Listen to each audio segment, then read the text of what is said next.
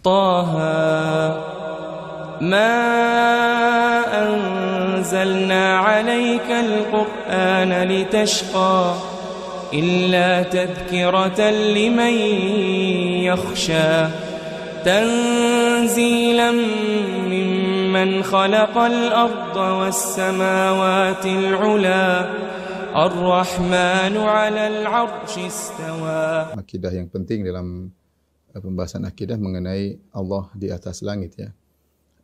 Dan perkara ini adalah perkara yang sangat banyak dalilnya sampai disebutkan Ibnu Qayyim ada alfu dalil bal alfani, 1000 dalil atau 2000 dalil, yaitu banyak. Demikian juga didukung dengan dalil-dalil fitrah ya, bahwasanya fitrah manusia mengetahui Tuhan di atas ya. Dan juga ijma' para ulama, nanti akan kita sebutkan ya, ijma' ulama.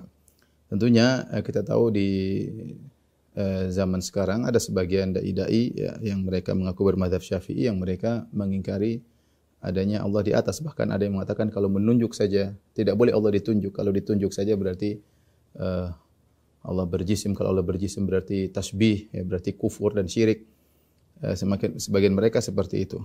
Padahal kalau kita kembali kepada akidahnya para ulama Syafi'iyah, ya, mulai dari Al-Imam Syafi'i dan juga ulama Syafi'iyah yang senior, kita dapati bahwasanya mereka menyatakan Allah di atas langit. Bahkan yang menyedihkan juga bahwasanya mereka ya mengaku bermadzhab Asy'ari ya, mengaku bermadzhab Asy'ari.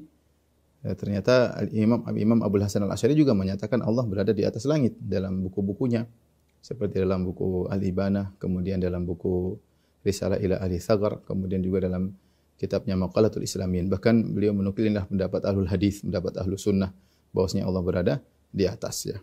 Justru menafsirkan Allah istawa alal arsh, ditafsirkan dengan istaula, Allah menguasai arsh, bukan di atas arsh, itu adalah pendapat dari Mu'tazilah sebagaimana dinukil oleh Abu Hasan Al-Asy'ari rahimahullahu taala.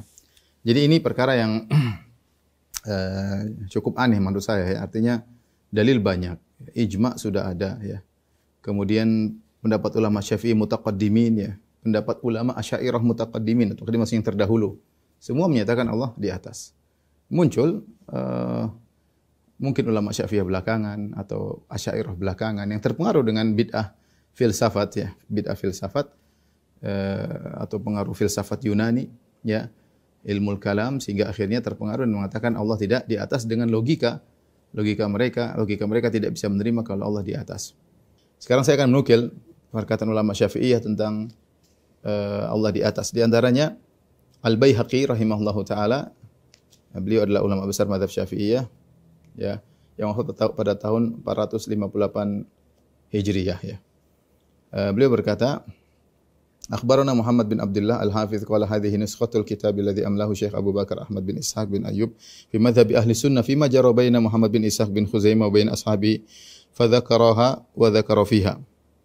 Telah mengabarkan kepada kami Muhammad bin Abdullah Al-Hafiz, ia berkata inilah nuskh kitab yang didiktekan oleh Syekh Abu Bakar Ahmad bin Ayyub tentang madhab ahlu sunnah, tentang apa yang terjadi antara Muhammad bin Ishaq bin Khuzaimah dengan para sahabatnya. Kemudian dia menyebutkan di antaranya Ar-Rahmanu 'alal arsy istawa bila kaif. Bahwasanya di antara akidah Ahlussunnah adalah Ar-Rahmanu 'alal arsy istawa bila kaif. Allah beristiwa di atas arsy bila kaif, jangan tanya bagaimananya. Ya Allah di atas sudah selesai. Anda mengerti makna istawa di atas, tidak perlu Anda tanya bagaimananya ya. Enggak perlu Anda tanya bagaimananya karena tidak ada yang tahu. Ini sering kita sampaikan bahwasanya karena untuk mengetahui bagaimananya Allah di atas beristiwa di atas arsy, maka harus tahu Allah seperti apa, harus tahu juga arsy seperti apa. Harus tahu juga arsy seperti apa. Dan ini penting, ikhwan dan akhwat yang rahmatillah subhanahu wa ta'ala. Kalimat istawa, ya, maknanya adalah ala, sebagaimana dinukil oleh Imam Bukhari dari sebagian salaf. Maksudnya ala atau wartafa, di atas. Istawa alal arsy, beristiwa di atas arsy. Jangankan Allah, antara makhluk satu dengan makhluk yang lain saja berbeda. Ya. Seperti Allah berfirman tentang bagaimana orang beristiwa di atas hewan, litastawu ala zuhurihi, sebagaimana agar kalian bisa beristiwa di atas tunggangan tersebut. Maka kita bisa bayangkan bagaimana manusia beristiwa di atas kudanya atau di atas ontanya. Allah sebutkan litastawu, agar kalian berada istiwa, yaitu bisa berada di atas onta kalian ya. Kita bisa bayangkan karena kita tahu manusia seperti apa dan kita tahu bentuk onta seperti apa. Beda lagi Allah sebutkan dalam Al-Qur'an tentang bagaimana Nabi Nuh beristiwa di atas kapal. Fa idza stawaita anta wa man ma'aka 'alal fulki faqul alhamdulillahilladzi najjana minal qaumidz zalimin. Jika engkau sudah beristiwa di atas kapal wahai Nuh bersama orang-orang yang bersamamu, maka ucapkanlah segala puji bagi Allah yang telah menyelamatkan kami dari orang-orang zalim. Ini yang kedua. Sekarang istiwanya Nabi Nuh dengan kapal. Kita tahu bentuk kapal dari kayu. Nabi Nuh dan orang-orang beristiwa. Beristiwanya bisa berdiri, bisa duduk. Ya, yang penting sudah di atas kapal. Kita tahu bagaimananya karena kapal datar Nabi Nuh manusia, kita ngerti ya. Beda lagi. Jadi beda dengan yang pertama. Yang pertama istiwanya manusia di atas hewan, beda. Biasanya begini ya. Istiwanya Nabi Nuh di atas kapal beda lagi. Beda lagi tatkala kapal di atas gunung. Allah mengatakan wastawat 'alal judi. Kemudian kapalnya Nabi Nuh beristiwa di atas gunung Judi. Ya, lain lagi tentunya. Istiwanya seperti apa? Tapi semuanya mengandung makna di atas. Atas dan tenang di atas tersebut. Ya, atas dan menetap di situ. Itulah namanya istiwa secara bahasa di atas. Dan Allah gunakan dalam Al-Quran, dalam beberapa ayat, dengan 3 model antara manusia dengan hewan. Manusia istawa di atas hewan. Antara manusia di atas kapal. Kemudian di antara kapal di atas gunung. Dan ini semua berbeda. Tidak ada yang sama antara kaifiyah yang satu dengan kaifiyah yang lain. Nah, tapi semuanya mengandung makna yang sama di atas. Kita bisa mau di atas. Entah bagaimananya tergantung siapa di atas, siapa di bawah. Maka akan menimbulkan kaifiyah tertentu. Tetapi 3 ini kaifiyahnya masing-masing berbeda-beda. Padahal mereka semua makhluk. Padahal mereka semuanya makhluk. Kesamaannya apa? Kesamaannya sama-sama makna di atas. Demikian ketika kita mengatakan Ar-Rahmanu 'alal 'arsy istawa, Allah beristiwa di atas arsy, ya sudah, kita enggak tahu. Kita enggak tahu arsy seperti apa, kita enggak tahu Allah seperti apa. Sudah selesai. Tapi kita tahu maknanya di atas. Maknanya di atas. Entah kita tidak tahu bagaimana yang di atas dan bagian di bawah, tapi kita tahu istawa maknanya di atas. Istawa maknanya di atas. Makanya disebutkan Ar-Rahmanu 'alal 'arsy istawa, Ar-Rahman 'alal 'arsy istawa. Bila kaif, Ar-Rahman beristiwa di atas arsy bila kaif, dan tidak ada bagaimananya. Ini mengingatkan kita bagaimana ketika Imam Malik ditanya oleh seorang, dia mengatakan Ar-Rahmanu 'alal 'arsy istawa. Ya Imam Malik, Ar-Rahman 'alal 'arsy istawa kita sudah ngerti maknanya. Kaifa istawa? Kalau begitu bagaimana cara istiwanya?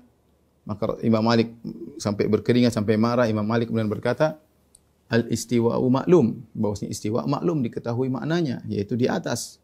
Istiwa ala ya. Istiwa ala kita sudah tahu maknanya di atas.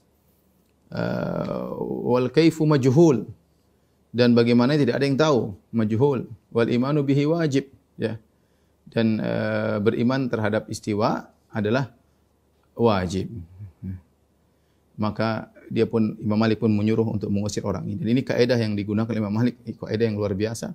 Bahwasanya ini berlaku pada seluruh sifat-sifat Allah. Sifat-sifat Allah kita paham maknanya, tapi bagaimananya kita tidak tahu. Kita tidak tahu. Tapi maknanya kita paham. Maknanya kita paham. Ketika dibilang istawa, kita ngerti di atas.